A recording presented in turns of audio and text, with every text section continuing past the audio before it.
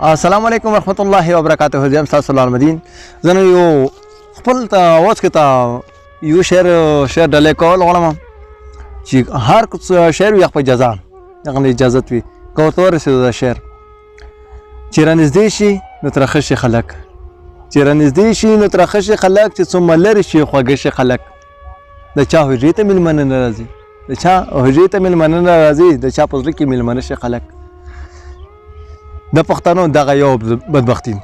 د پښتنو دغه یو بدبختي چې دلته مړه شي نو درنه شي خلک د بعضې خلک په مړو نوي حساب د بعضې خلک په مړو نوي حساب دغه ژوندي وي خو وده شي خلک ما ویل چې ستا په دیدن نه ماړېږي ما ویل چې ستا په دیدن نه ماړېږي دی ویل په زهرو دي ماړه شي خلک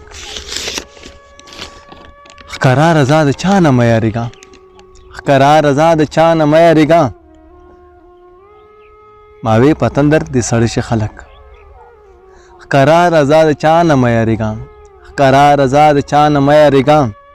ماوې په تندر د سړی شي خلک حالا دې وکړي دا ټول باندې دا شعر خو لګي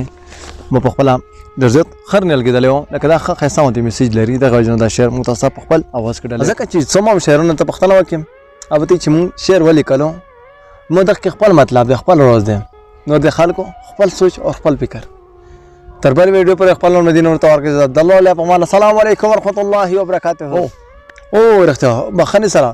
یو خاص یو د هیله به وکړو چې زموږ د یوټیوب چینل در سره ضروري سبسکرایب کړئ ځکه چې لږ څه پیدا یې وي ورته دغه